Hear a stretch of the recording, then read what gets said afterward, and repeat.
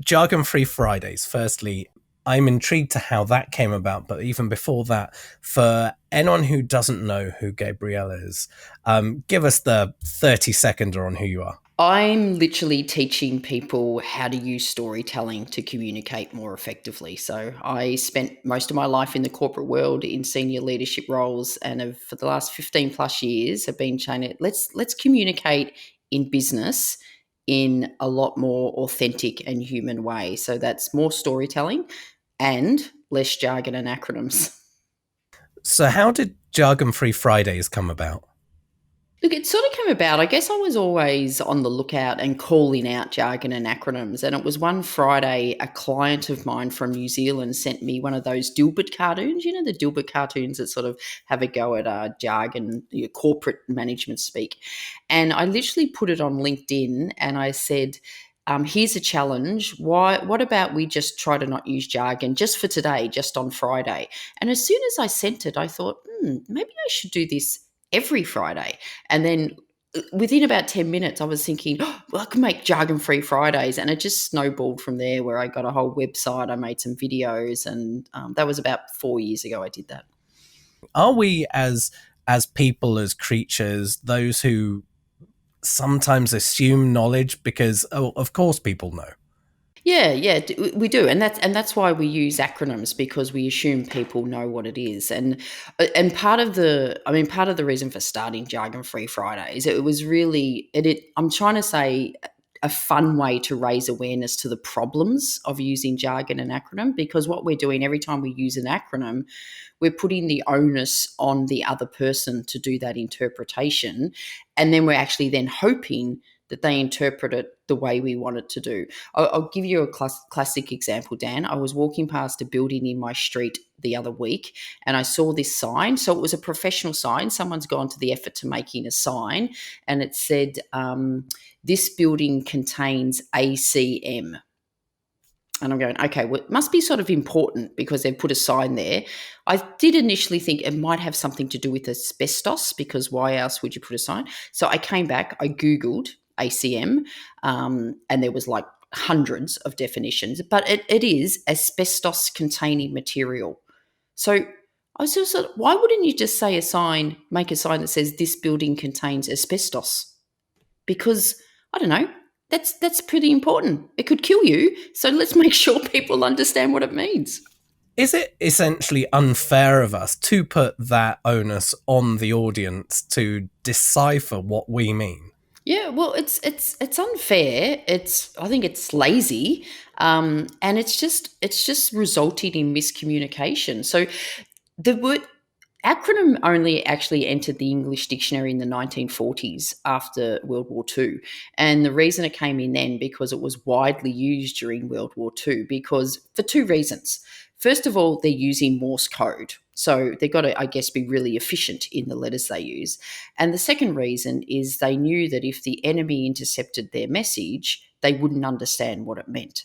So let's think about that for a second. We have decided that this is an efficient way to use. So I think unless you're using Morse code, and unless you don't want the person to understand what you're saying, then use acronyms. But otherwise, we're putting all the onus on it. And it's like you said, Dan, if you are sure every single person understands it, then you can probably use it. There's, like, for example, ATM, like everyone sort of knows what an ATM now is. Some acronyms even become words like scuba or laser. But the reality is there's so many different variations. Even if you're in a business setting and you say SME, half your audience might think subject matter expert, half might think small to medium enterprise. And so you're talking about SMEs and half the people are thinking about something different. CRM is a perfect example of that, with calls related marketing and client relationship management software. So, Yeah, there's all these things. that I have tripped up on when I was talking about something and someone brought in the other acronym. We were talking during this meeting at complete cross purposes, but the the conversation went on for a good 7-8 minutes before one of us realized, are we talking about the same thing? Because it would have been very easy to have walked away, both been completely satisfied, but being on completely the wrong plane. Exactly, and so and I've had the same situation where with SMEs where I'm thinking, why do I feel like we're talking about something different? And we were when finally I said something. But yeah, we just we're just allowing. You just sort of think if you just said a word and hoped people understood it, you wouldn't say it. You would make sure you were using the right word. Well, that's what's happening with acronyms. The other one I heard the other day was CTA, and which was a call to action, but being in sort of the training thing, I've heard it as critical takeaways. So, what are you learning? And which are both ridiculous acronyms. And I sort of think, I reckon only a critical takeaway should be when you're really, really hungry and you're about to kill someone and you need to order takeaway. That's a critical takeaway. Oh, I'm with you on that one. I'm going to get the menus out in a minute.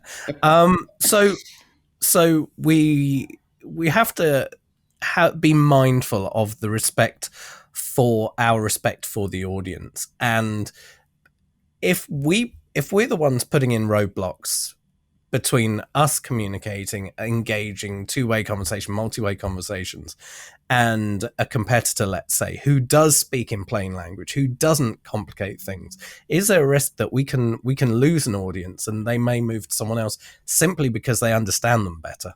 Yeah, and so there's a couple of things. It's first of all, if you're speaking to a client or a potential client and they don't understand what you're saying, they could walk away very confused. And so if someone's speaking in real language, what that actually does is they for the audience, it feels like you're not hiding anything because sometimes we're using acronyms to hide things. Times we're using acronyms deliberately to bamboozle clients. You go see someone in a financial planner, for example. The amount of acronyms they use is ridiculous, and sometimes you'll walk away going, "Oh my god, I don't know what they're talking about, so I clearly need their help." But if you go speak to another one of their competitors and they explain something in really simple language that you get, you feel a level of comfort. So make no mistake, I think the vast majority of us are using acronyms unaware of the consequences, but there's some people that use it deliberately knowing what they're doing. To give you an example, we had a minister in Australia was talking about people, asylum seekers, trying to get asylum, and they've been in detention for years and years and years. And there's a big call to let them back into the community. And he referred to them as IMAs. That's what he referred to this family as, IMAs. And I picked it up and I Googled it. Irregular maritime arrivals. That's what it was. That is like disgusting language to refer to refugees who have arrived on board as IMAs. But someone thinks, and they're doing it to dehumanize it. They're dehumanizing the situation. That's disappointing. But not surprising.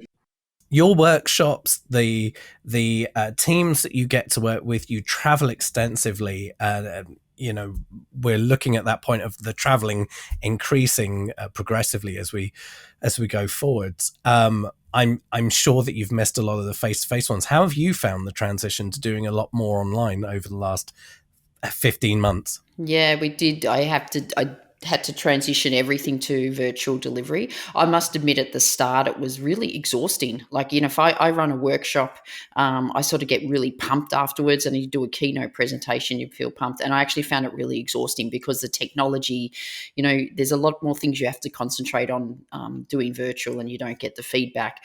But I've actually been surprised how well it's worked. It's clients have been really happy with it because it allows them to bring a lot more people into the training.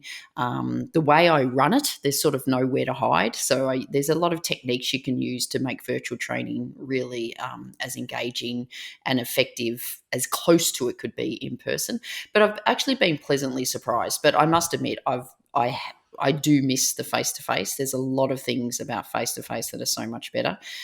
It sort of reminded me a little bit when I was pregnant 20 years ago and I was drinking non-alcoholic wine, and you sort of kid yourself that it's okay. and then and then you have a Shiraz and you go, oh my God, who was I kidding? This is so much better. It's a little bit like that, but there's definitely pros and cons to it. So the other day, I was watching Australian TV, and I'm watching this feature, and it's what, Studio 10. They do great feel good stories, and suddenly I see you on there. And we last spoke on a previous communication podcast that I was making for the last few years, and relatively between then, the TV bit, and this, it's like equidistant, and I'm thinking, I've got to ask you back on it. What have you found when non-traditional audiences kind of pick up on what you're doing with the jargon-free Fridays, and suddenly you're talking to a TV audience, not directly a B2B audience, about jargon? It applies in all of life, surely. It does. It does apply all in life. I mean, I have, it's funny you mentioned that. Straight after I did that, and it was a live studio gig, I got a text from my sister saying, "Oh, really good interview." And later she told me, and she's not my target audience at all. And she said, "I was sitting there working away and I heard them talking about jargon and acronyms." And she goes, "It got my attention because that's what you're all about." And part of me went, "Oh, do you know that? That's good." But the reality is, we do use jargon and acronyms, and it goes across. It moves beyond business. I mean, first of all, anyone with teenage kids experiences this. If you pick up your teenage kid's phone and you look at text messages from their friends, you will have no idea what they're talking about. So the reality is, every industry has their own form of jargon. So even TV, even sport. I mean, if you the next time you watch a sports report, just pick up on the amount of acronyms they use. They'll be talking about ACLs and, for their knee injuries and stuff. So every industry uses a huge amount of acronyms. And I spy behind you. I do I see the new book behind you? You do see the new book behind me. It's just like, my bookshelves are just all my books. So egotistical, I know. It's all right. I have an ego the size of a planet, so this is nothing. So tell us about the new book. The new book. I'm actually really proud of the new book because this is my sixth book, which amazes me because I actually failed my final year of English. So that's just hilarious that I've written six books. The previous books have all been around storytelling, but how you use them internally. And what I've noticed over the last while is that people are starting to use storytelling a lot more externally with customers, and this whole concept of brand storytelling. So it's called Magnetic Stories. Connect with customers and engage employees with brand storytelling. And I actually, Dan, just found out the other day that it was in the International Business Book Awards, or the International Book Awards. It was a finalist in 3 categories. And while I would have loved to win a category, the fact that it was a finalist in 3, I think, really highlights the various applications of storytelling. So it was a finalist in the sales category, it was the finalist in marketing and advertising, and it was the finalist in communication. So yeah, I'm really excited about that. I had such a great time interviewing companies from all around the world on how they're using storytelling to connect and engage with customers. And I just loved some of the stories in there. Well, I'm looking forward myself to receiving my copy. It's already been ordered. It's on its way. Gabrielle, if people wanted to find out more information about you, the book, etc., where could they go? The best place is to go to gabrielledolan.com. There's a 7-day storytelling starter kit. So if you're interested in storytelling, you can go there. And you could also go to jargonfreefridays.com, where you can have a bit of a laugh at some of the videos we've made about our ridiculous use of jargon and acronyms. There's one particular video which I'm going to link in the description of this episode. And let's say I think it's every parent's nightmare. Gabrielle Dolan, thank you so much for joining us on Fuse. Thanks, Dan. I've loved it.